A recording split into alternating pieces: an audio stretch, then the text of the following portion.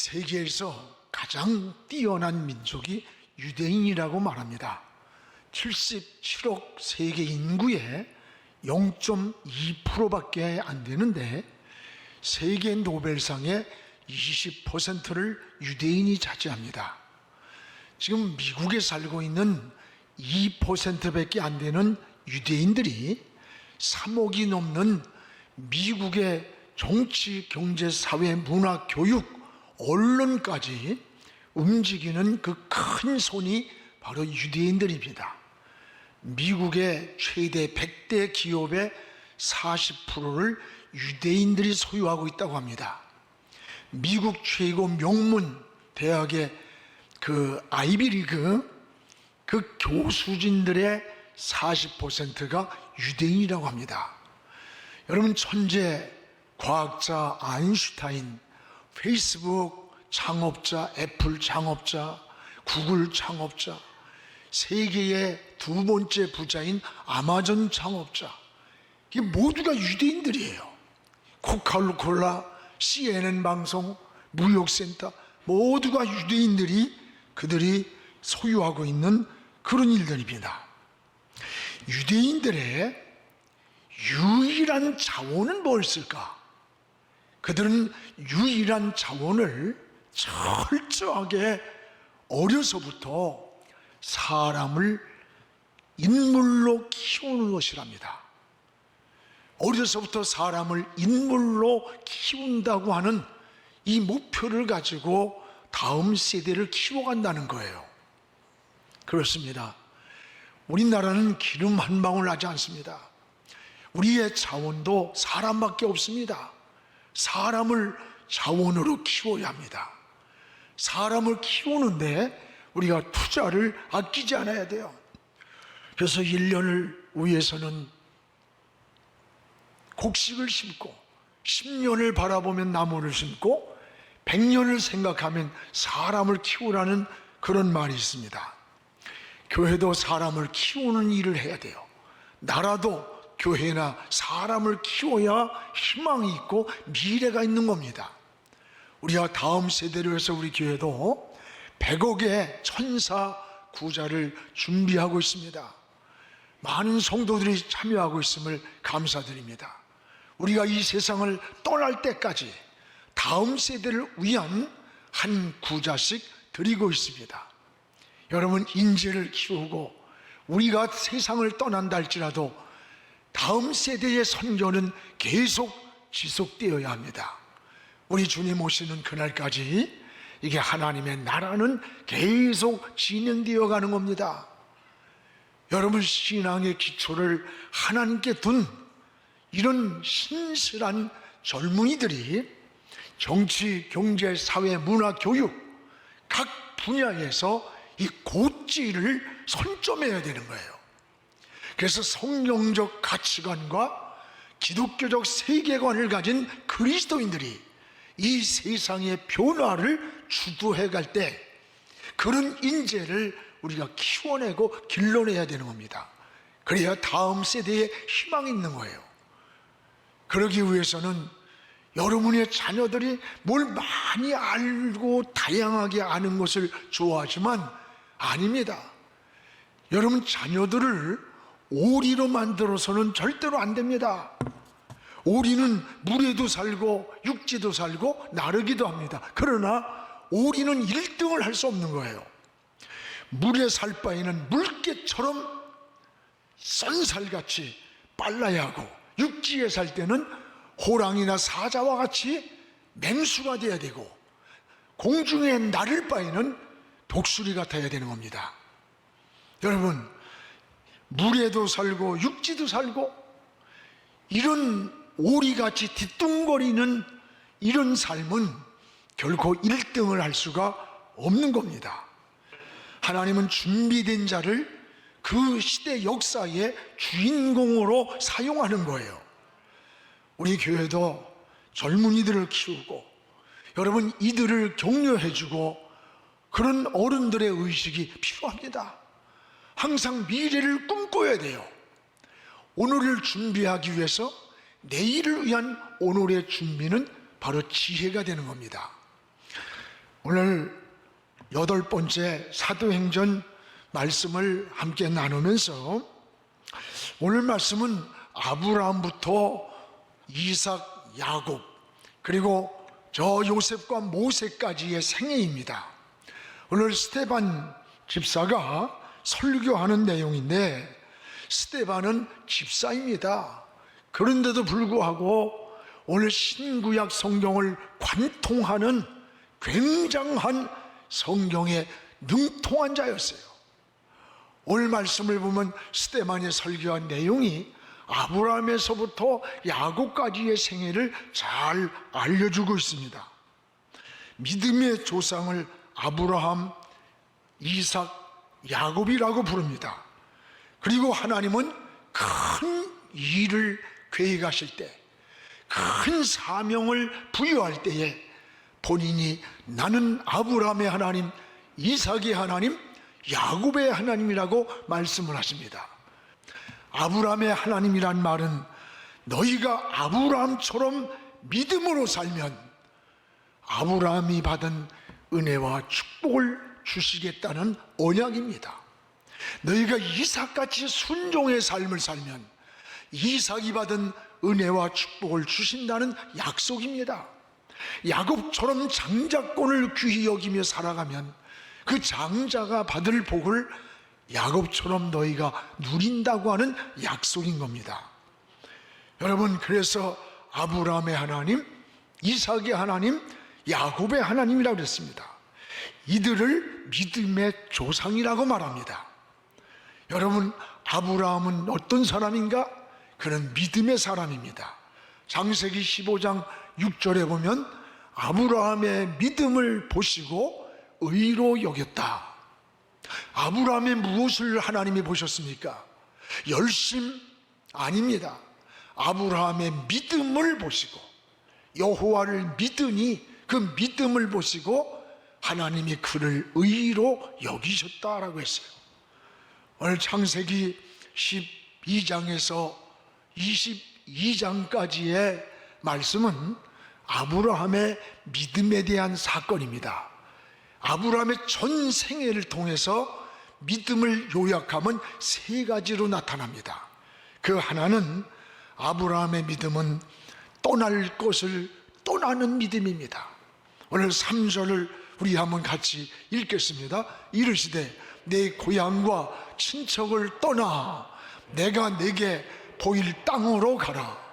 내 고향과 친척을 떠나. 오늘 여기에 고향과 친척을 떠나라는 말을 주목하시기 바랍니다.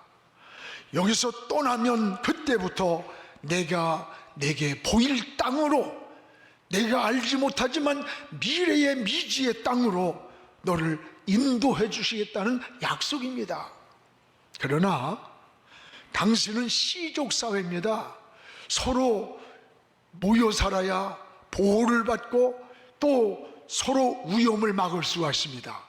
그럼에도 불구하고 하나님이 고향 땅 친척을 떠나라고 할 때 아브라함은 그 약속을 붙잡고 고향 땅을 떠났던 겁니다.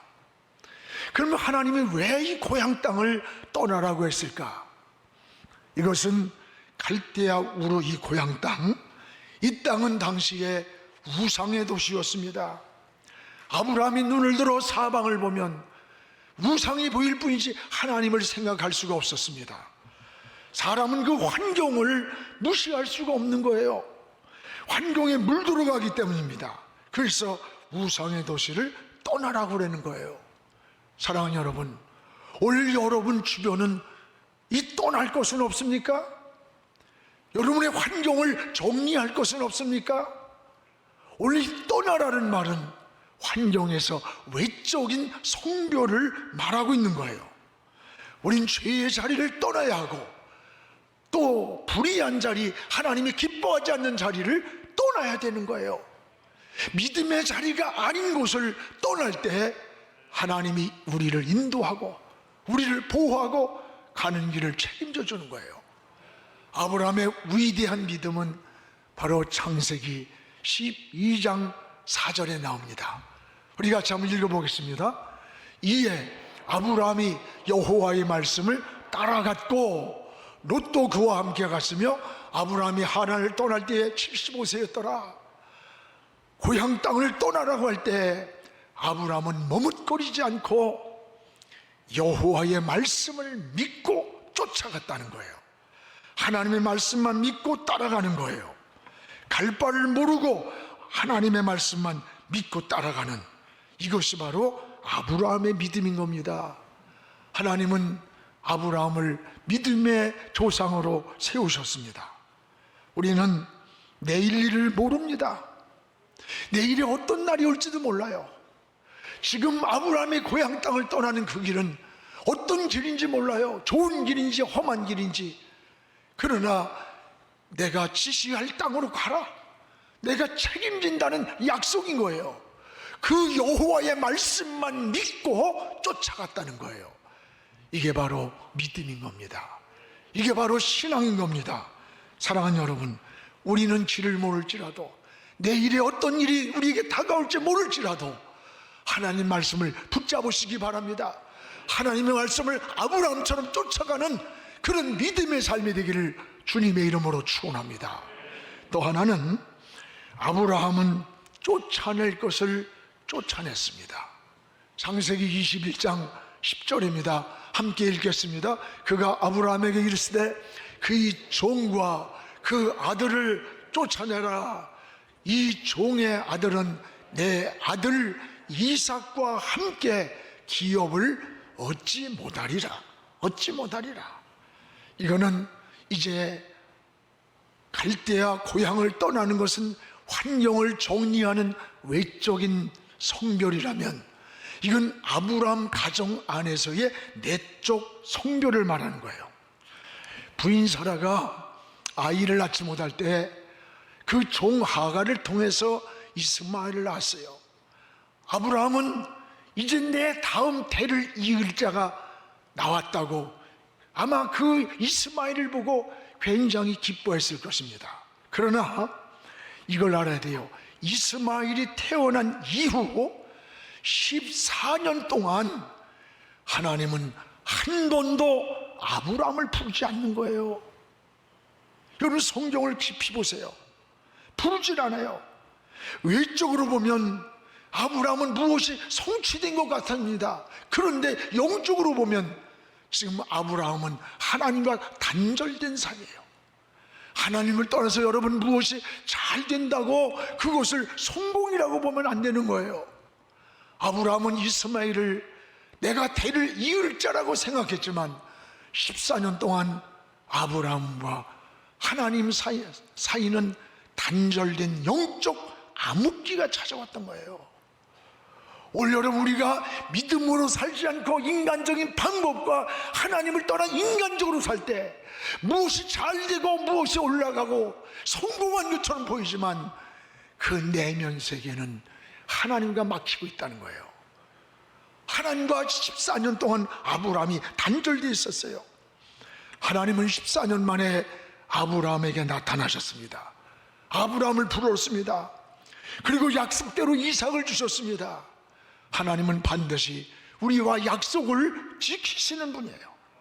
한 가정에서 하나님의 약속으로 태어난 이삭과 이 육신의 종육으로 태어난 이스마엘 사이에는 아브라함의 집안에 늘 싸움이 일어나는 거예요. 왜 그럴까요? 이 이스마엘은 육의 사람의 모형이고 이삭은 하나님의 약속으로 태어난 영의 사람입니다. 마치 어둠과 빛과 같은 거예요. 합쳐질 수 없는 관계입니다. 내적인 갈등이 계속될 때 하나님은 이스마엘과 하갈을 내쫓으라고 그랬어요. 내쫓으라. 창세기 21장 12절에 보면 이삭에게서 나는 자라야 내 씨라 부를 것이라. 이삭에서 태어난 자라야 내 씨앗이 될 것이다 라고 말씀합니다. 하나님이 쫓아내라고 할 때에 아브라함은 그때 하나님의 뜻을 깨달았습니다.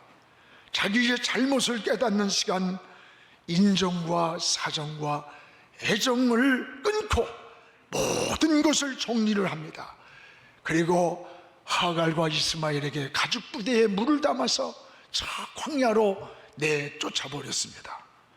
이것이 아브라함의 굉장한 위대한 신앙인 겁니다. 여러분, 아브라함의 가정 안에서 내적으로 분쟁이 일어나고 평화를 깨트리는 이스마엘과 하란을 내쫓던 일입니다. 그건 뭐 별거 아니지? 아니에요. 아브라함 편에서 생각하면 장자로 태어난 이스마엘이 더 사랑스럽고 관심이 가는 거예요. 아브라함으로 보면 이스마엘이 더 정이 있는 거야. 그리고 그 여인입니다. 그걸 갖다가 저 광야로 어떻게 죽을지 모를 사막으로 자식을 내보내고 자기 사랑하는 여인을 보낸다는 게 쉬운 게 아니에요. 그러나 아브라함의 내가 잘못 살았던 것을 깨닫는 시간에 인정을 끄는 거야. 그 애정을, 사정을 끊고 하나님의 말씀대로 그들을 쫓아냈던 거예요. 이게 바로 아브라함의 믿음을 보여주는 거예요. 여러분, 이 이스마엘과 하갈이 누군 줄 알아요? 오늘날 저 이스마엘의 후손이 이슬람입니다. 무서운 무슬림들이에요. 앞으로 전쟁은 성경적 관점에서 보면요, 중동에서 3차 대전이 일어난다고 볼 수 있어요. 굉장히 무서운 일입니다. 여러분, 이것은 정치나 이념이나 영토의 싸움, 경제적인 전쟁이 아니에요. 종교적 전쟁이에요. 종교적 전쟁은요, 양보가 없어요. 피를 흘리고 한쪽이 죽는 거예요. 죽는 거. 근데 여러분, 이 성경의 역사를 거슬러 가면 이삭과 이스마엘의 지금 싸움이라는 거예요. 전 세상이 무서운 싸움이 아브라함의 뿌리에서 시작되었다는 사실입니다.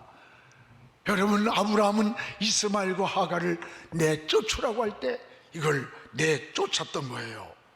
사랑하는 여러분, 아브라함이 비록 잘못 살았을지라도 우리가 다시 깨달았을 때에 결단하는 것, 이게 믿음입니다.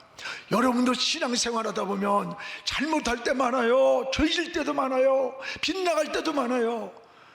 중요한 것은 그때 깨달아질 때 돌아와야 되는 거예요. 다시 돌이켜야 되는 거예요. 멈춰야 되고 본질로 돌아올 때에 하나님의 사랑을 받게 되는 거예요. 바로 이게 믿음이 되는 겁니다. 여러분, 신앙은 항상 두 가지입니다.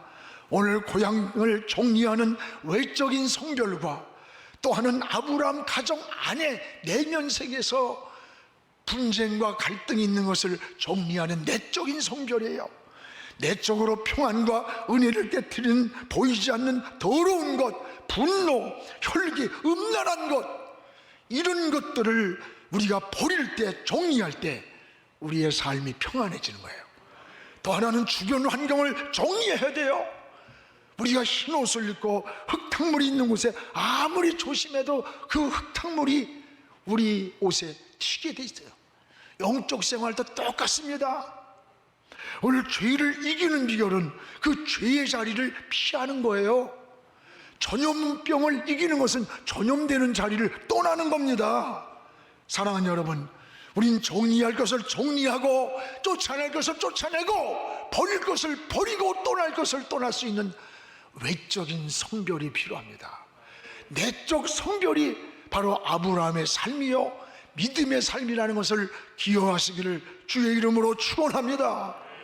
또 하나, 아브라함은 드릴 것을 드린 겁니다. 내 아들, 내 사랑하는 독자 이삭을 번제로 모리아산에 드리라는 거예요. 아브라함의 거룩한 헌신을 보여줍니다. 하나님은 자식을 드리라는 거예요.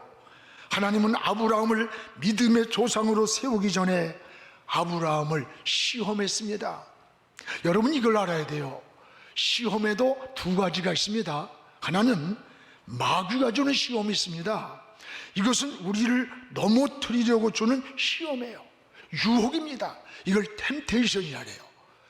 마귀는 끊임없이 여러분을 자꾸 유혹으로 빠뜨리고 넘어지게 하는 거예요. 특히 죄 짓고 잘못할 때 마귀의 유혹에 빠지기 쉬운 거예요. 이걸 여러분 시험을 이겨야 되는 거예요. 그런가 하면 또 하나의 시험이 있습니다. 또 하나의 시험은 하나님께서 테스트해보는 시험이에요. 우리에게 하나님이 복을 주시기 전에, 이 사람을 어떤 사역을, 큰 사역을 맡기기 전에, 이 사람이 어떤 직분을 주기 전에 이 일을 감당할 만한 믿음이 있는지, 신앙이 있는지, 인격이 있는지 하나님이 달아보시는 이런 시험이에요. 하나님이 주신 시험을 테스트라 그래요. 여러분, 스데반이 아브라함을 소개한 것은 바로 아브라함의 이런 믿음을 소개한 거예요. 여러분도 아브라함 같은 이런 믿음의 사람이 되기를 주의 이름으로 축원합니다. 여러분의 신앙을 달아볼 때에 부족이 보이지 않고 임계점을 넘는 그런 신앙이 돼야 돼요. 오늘 여기 아브라함에게 이삭을 드리라고 할 때 아브라함은 누구와도 타협을 하지 않았습니다. 타협을. 여러분, 자식을 드리는데 어떻게 자기 부인하고 그 이삭하고 협상을 안 하겠어요? 근데 하나님께서 내 독자 이삭을 모리아산에 드리라고 할 때 그 음성을 듣고 이삭을 데리고 아침에 모리아산으로 떠나는 거예요. 아내와 의논하지 않았습니다. 이삭과 타협하지 않았습니다. 아브라함이 독선이나 고집일까요? 아닙니다. 하나님의 절대자의 명령 앞에 그 누구도 타협이나 의논의 대상이 될 수 없기 때문입니다. 여러분, 이것이 바로 믿음입니다. 오늘 저와 여러분은 어떻습니까?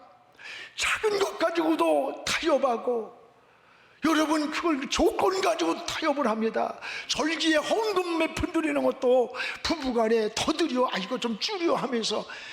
여러분, 이게 우리 모습이에요. 아브라함이 고집이 아니에요. 여러분, 절대자의 명령 앞에는 아내도 자식도 타협의 대상이, 의논의 대상이 될 수 없었다는 겁니다. 이게 아브라함의 믿음인 것입니다. 오늘 여러분의 신앙도 신앙생활에 성령의 감동을 받을 때, 하나님의 인도를 받을 때 타협하지 않는 신앙 되기를 주의 이름으로 축원합니다. 오늘 아브라함은 3일 길을 가면서도 또 하나 변하지 않았습니다. 변하지. 모리아 산까지 가는 3일 길을 가면서도 여러분, 별별 생각이 다 들었을 거예요.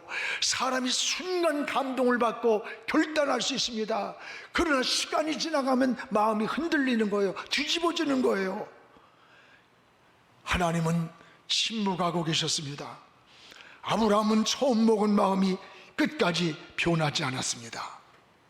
하나님의 명령을 따라 모리아산에서 자녀를 결박하고 칼을 들어 이삭을 번제로 드리는 순간까지 침묵하고 계시던 하나님의 음성이 들려옵니다. 아브라함아, 아브라함아, 네 손에 칼을 멈춰라. 오늘 여러분, 하나님은 일거수 일투족을 다 보고 계셨고 알고 계셨습니다. 믿음이 행동할 때 이것이 바로 온전한 믿음이에요. 오늘 하나님은 이 온전한 행동이 옮겨지는 그 시간까지 침묵하신 하나님이, 여러분, 그 시간에 조용하던 깊은 산속에 수풀에 뿔이 걸린 양 한 마리가, 순양이 맹하고 우는 거야. 그때까지도 하나님이 왜 이삭을 제물로 드리라고 하는지, 하나밖에 없는 태를 이을 독자를 왜 하나님이 죽이라고 하는지 본제로 이해할 수도 없고 알 수도 없었어요. 하나님의 명령이기 때문에 따라갔을 뿐이에요. 그런데 순양이 풀 속에서 맹하고 우는 시간에, 그때서야 이 양을 이삭 대신 제물로 드리면서 하나님은 나를 위해서 이미 순양을 예비해 놓고 계셨다. 여호와 이레, 나를 위해 예비해 놓고 계셨다. 그때서 하나님의 뜻을 깨달은 거예요. 여러분이 믿음 생활하면서 기도하면서도 하나님의 뜻이 어디 있는지 모를 때가 저도 많아요. 왜 어떻게 해야 될지 방황할 때가 너무 많아요. 여러분, 오늘 이게 우리의 믿음이에요. 하나님의 약속을 붙잡고 사는 길이에요. 믿음대로 걸어갔더니 하나님은 이미 순양을 예비해 놓고 그 그걸 대신 제물로 삼겠습니다. 사랑하는 여러분, 아무리 세상이 어렵고 힘들어도 주의 말씀을 붙잡으시기 바랍니다. 하나님의 말씀만 따라가기 바랍니다. 흔들리지 말고 요동치 말고 십자가 바라보고 걸어가면 우리의 가야 할 길을, 우리가 앞으로 살아야 할 길을 하나님은 예비해 놓고 계신 하나님이에요. 우리 위해 준비해 놓고 계신 하나님이에요. 우리가 죽어도 살아도 목숨 걸고 하나님 편에서 산다면, 하나님 바라보고 산다면 우리의 길을 여호와 이레, 그 하나님이 책임져 주실 것입니다. 오늘도 여러분, 세상 풍조가 나날이 갈려져도 나는 내 믿음 지키리라는 고백을 하면서요, 십자가 앞에서 눈물을 흘리고 십자가 앞에서 울 수 있는 우리 모두의 믿음이 되기를 주의 이름으로 축원합니다.